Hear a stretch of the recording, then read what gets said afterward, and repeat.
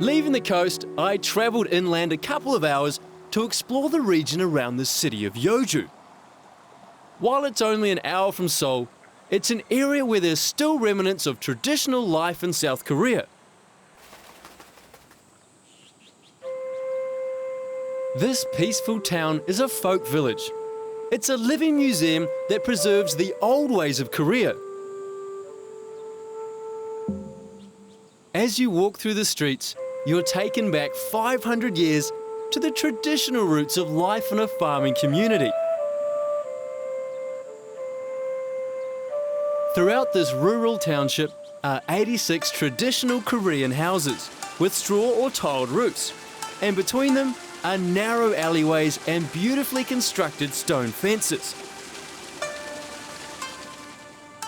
Artifacts from centuries ago, such as water mills and the totem pole guardians at the entrance of the village, all add to the atmosphere.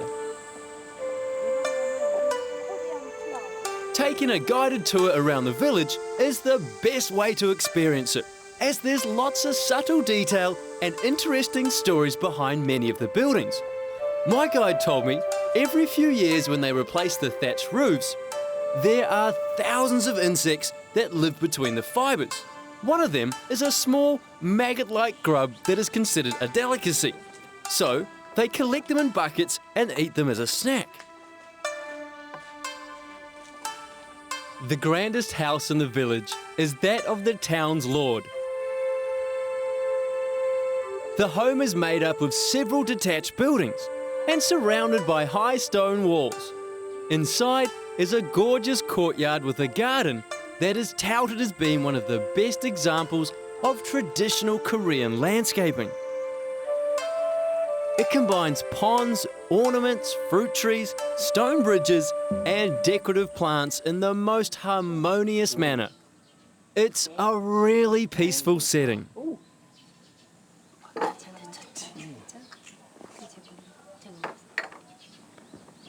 Thank you. It's traditional practice that the lady of the house serves the tea to visitors. Now, she makes the tea herself with local fruits and berries. Should be good. Oh, that's delicious. 맛있어요? 맛있어요. 맛있어요? The beautiful setting and sweet tea were the perfect refreshments before leaving the grand home and heading back down to the rice paddies. I was keen to get some first-hand experience at how the other half lived.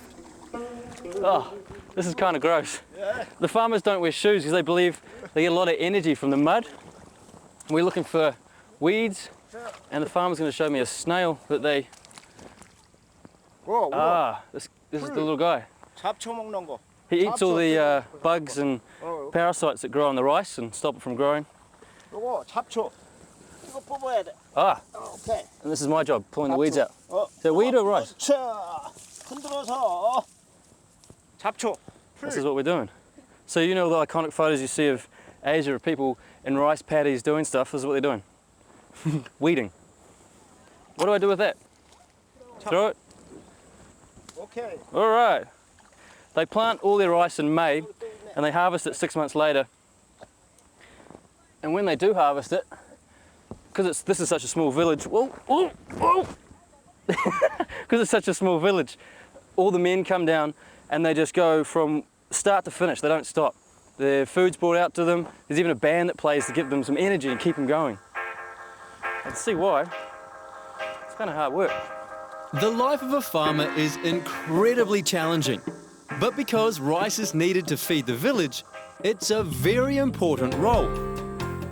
They start their days early in the morning, and during the harvest, they can go several nights without sleep. It makes you appreciate just how easy life is today.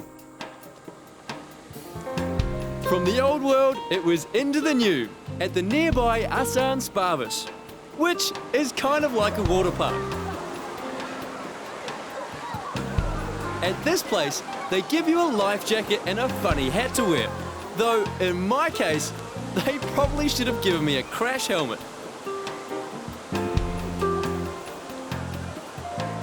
In the park, there are huge water slides, more spa baths than you can count, and this massive wave pool. But I was here to see some flesh-eating monsters. This is called a fish treatment. What happens here is the fish eat the dead skin off your body. Now the Koreans swear by it. And I have this stupid look on my face because it is so unbelievably ticklish. Any piece of body that's in the water, the fish will nibble at. That's why they don't go up my shorts. There are literally thousands of these tiny little fish in the pools. And as soon as you enter the water, they're all over you like piranhas. It's not the kind of pool you'd want to fall asleep in, because I think they could strip a carcass to the bone in a matter of minutes. It's a really unusual feeling as they busily nibble away at your dead skin. Now, I'm really ticklish and could barely tolerate it, but the Koreans are quite fond of the doctor fish, using these little dermatologists to keep them looking young and healthy. And for some reason, the fish had a particular liking for my feet. I hope I don't have athlete's foot. There's big fish in here. I wonder if I could keep biting my back. Alright, that's enough fish therapy for me.